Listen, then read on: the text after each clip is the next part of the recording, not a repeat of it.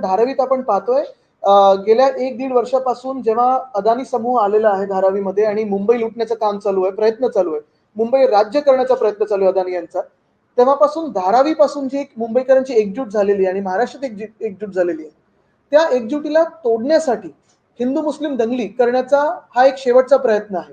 तसं पाहायला गेलं तर धारावी अख्ख्याच्या अख्खं रिडेव्हलपमेंटला जाणारच आहे. तसं पाहायला गेलं तर धारावी रिडेव्हलपमेंट प्लॅन मध्ये सगळं आलेलं आहे. मग ह्या ज्या काही कारवाई करण्याचा प्रयत्न करतायत ते एवढ्यासाठीच करतायत कारण अदानी समूहाच्या घशात मुंबई जावी, राज्य ह्यांच्या हातात राहावं जे राज्य अदानीला विकू शकतात. आणि ते कसं करू शकतात तर हिंदू मुस्लिम वाद झाले, दंगली झाल्या तरच होऊ शकतं. ते फूट पाडण्यासाठी मिंदनचा आणि भाजपचा हा शेवटचा प्रयत्न. धारावीची घटना असेल किंवा गणेश विसर्जनच्या वेळी विवर्जित झालेली घटना असेल, या घटनामध्ये विधानसभा निवडणुकीपूर्वी काही सगळ्या घटना आपण पाहत असाल, जेव्हा आमचं 2.5 वर्षाचं सरकार होतं त्याच्यात एक सुद्धा अशी घटना कुठेही घडली नव्हती.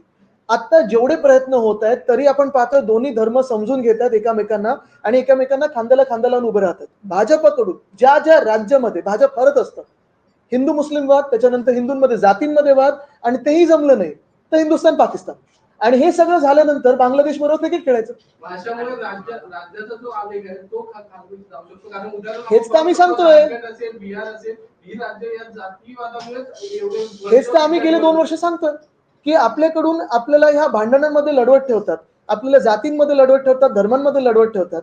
पण ह्यांची सगळ्यांची जी मुलं आहेत ते परदेशी राहायला आहेत किंवा परदेशी कामाला आहेत किंवा आयसीसी वगैरे चालवतात आणि आपल्याला सांगतात व्हॉट्सअपवर की बांगलादेशमध्ये हिंदूंवर अत्याचार होतोय.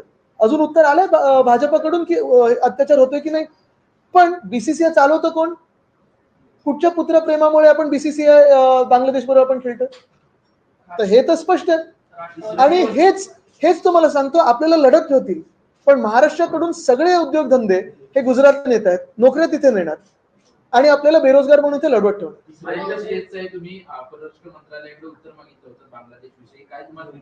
नाही, हे केंद्र सरकार जे आहे ते रशियाच्या राष्ट्रपतींना उत्तर द्यायला जातं पण आपल्याच नागरिकांना उत्तर कधी देत नाही.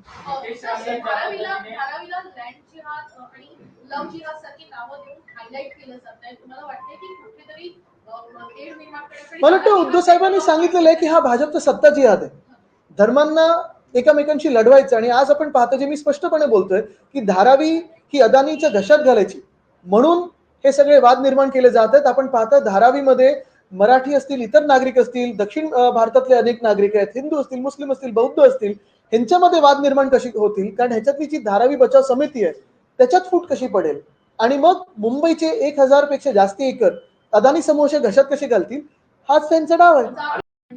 ठळक घडामोडींसाठी देशोन्नती न्यूज चॅनलला सबस्क्राईब करा आणि बेल आयकॉन प्रेस करा. मुंबई, पुणे, नागपूर, मराठवाडा असो का विदर्भ, राजकीय, सामाजिक, शैक्षणिक क्षेत्र असो का क्रीडा, सर्वच घडामोडीचे विश्लेषण पाहायला विसरू नका. फक्त देशोन्नती न्यूजवर.